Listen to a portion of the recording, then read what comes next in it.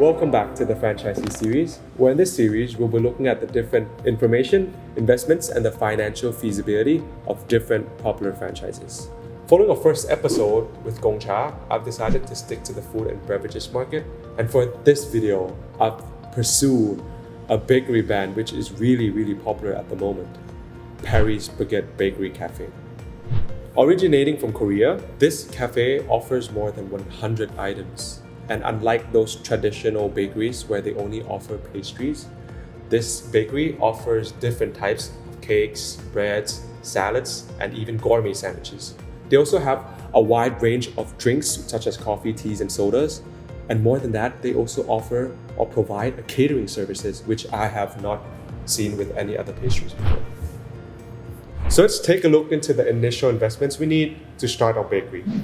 Starting with the initial franchising fees, rent deposit, leasehold improvements, equipments and fixture, exterior signage, smallwares, which are those cups, bowls, utensils, just like some small minor equipments in the kitchens, system including POS, security, phone, internet, an opening inventory of 3 months, grand opening promotion, miscellaneous expenses, insurance, business permits and license, professional fees, training expenses, and additional funds. These totals at a total investments of $642,920. Before jumping into the cases, let's take a quick look into the projected revenue and cost of each month. Starting with revenue, I've decided to divide this into 3 main factors, 3 income sources. Starting with P&D, which is pastries and drinks, whole cakes, and caterings. P&D is the most basic one since it's the whole theme of bakeries is just going in to get pastries and drinks. So that would be our main income sources, and with an approximate price on all the products combined of around $4. An average customers purchase around 5 items. So for P&D, a ticket size would be $20 each. For whole cakes, I've decided to project that out of all the customers, we add on 10% of that number who purchases those whole cakes, with an average price of the whole cake being $45. So just to put this into perspective, if 1 month we have customers of 100 customers, that means we have a total of 110 because another 10% is added due to their purchases of the whole cakes. So it's kind of divided into 2 revenue streams, but you see it in the case that it's a lot simple than it seems.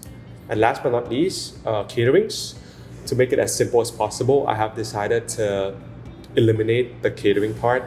This is because it's really hard to project and the profit margin or the cost is really hard to find the information on. So I've decided that I would eliminate the catering out of this video.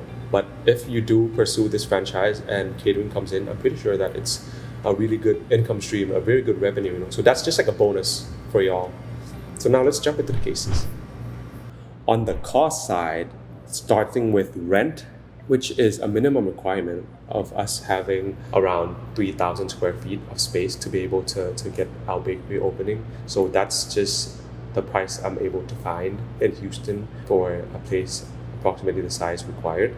Labor cost of 4 full-time workers, 10 hours a day, 30 days a month. POS system, a software system which is used within the bakery, but it's like you gotta license it from the franchisors. So that's a fee you have to pay. Insurance, the internet, ingredients costs for P&D, ingredients costs for whole cakes. For P&D, it is approximately 40%, and for whole cakes, it's approximately 30%. A royalty fee of 5%, a marketing fee of 3%, utilities 8%, and a minor unforeseen cost of 7%. So let's jump into the cases. For the cases, I've decided to come up with 3 cases with different numbers of customers coming in a day to be able to show you how long it takes to break even or how long it takes to be able to earn a certain number of income you wanted to. So in the first one, I decided to go with a number which is below average, an approximately of 80 tickets a day. For the second one, an average which is around 120 tickets a day. And lastly, it's a slightly higher which is approximately 180 tickets a day. According to the franchising documents I was able to found, they said that an average store are able to sell around 350 tickets a day, which for me, I do not believe that. I feel like it's way overstated, and this is just the numbers I've decided to come up with my personal experience or from the information I was able to gather from both the internet and the people I know who opens up restaurants and stores like these. So these are 3 cases I'll be talking about in this video. Jumping into the first case, where we are able to sell 80 tickets a day. For P&D, we would have a total revenue of $48,000. And for the cakes, which is additional 2% on that, we would be able to earn a revenue of $2,160. This totals at a revenue monthly of $50,160. For the first 3 months, since we're eliminating the ingredients cost because we already paid in the initial investments, this would total at a cost of $29,206.80 with a net income of the first 3 months of $20,953.20. However, after the first 3 months, the total cost increases to $49,054.80, which leaves us with only a net income of $1,105.20, which is really, really low. So for the break even, it's gonna take us approximately 524 months or 43 years. Basically never. That's a long time. If that was the number, it's not worth doing it. 43 years. Your kid's already grown up. Like, what's the point, you know? So yeah, that's the first case. For the second case, being able to sell 120 tickets a day, this would bring a revenue to the P&D of around $72,000, and for cakes it would be $3,240. This totals at a revenue of $75,240, and for the first 3 months the total cost is at $35,727.60 with a net income of $39,512.40. It seems okay. But after the first 3 months, the cost increased to $64,747.20, and the net income decreases to $10,492.80. So this might not seem as bad as you thought, but when we look at the break even, it would take us approximately 53 months to break even, which is around 4.5 or 4 years and 5 months. This is not bad, but for me, myself, I would say that whatever business that takes longer than 2 to 3 years to break even would be not really interesting to pursue, you know, because it takes too long and the trends might change later on. So I would say that selling 120 tickets, it's still not convincing enough to be able to start your own bakery, you know. Last but not least, the third case, where we are able to sell 180 tickets a day. For 180 tickets, we would be able to bring in a revenue for the P&D of $108,000, while for cakes is gonna be approximately $4,860. This totals at a revenue of $112,860. For the cost of the first 3 months, we have a total cost of $44,756.40 and a net income of $68,103.60.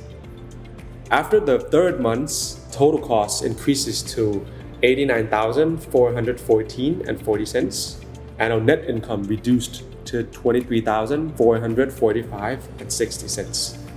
So for this last case, since it's a slightly higher number of people, our break even only takes 22 months and it's approximately 1 year and 10 months, which is really interesting when you look at it this way. And I would say that if you're able to project and make 180 tickets a day and above, this would be a very interesting investment for you. And after about 2 years, everything would be nice, you know, like you would be able to get all the revenue or the net income to yourself. And yeah, it's really interesting. So that's it for the cases. And for the brand itself, I feel like all the franchises has their own advantages and disadvantages. For this brand, I would say that the good side is that the brand is well established and a lot of people recognize them. I'll say a lot, like really a lot of people recognize them. And they also, with experiences in the market already, this system where we have to pay for it in our monthly expenses, in the case, is very well organized. This really helps out, the logistics system in bakeries, restaurants is really important to be able to minimize the risk of spoiling a product or losing this, losing that. So that's an advantage for sure. And it also has less than 100 locations in the United States, which can be said that it's pretty new here, but a lot of people are really like recognizing it. However, for the disadvantages, I think that since the price are slightly higher than typical bakeries, it would not be considered as like a mass market for customer. So people with buying power, enough money to be able to afford us on a daily basis, would be a smaller group of people or individuals, which it's going to be easier if we target like the mass market in some cases. And the trend of healthy lifestyle, or to eat healthy, exercise, vegan, those are becoming like something more common in the society, especially here in America, which this may affect the brand itself, since baked pastries, it doesn't hurt you to eat them, but it doesn't give you anything good about it too. So this may affect the consumer power on the long run, but there's nothing we can say for sure for now.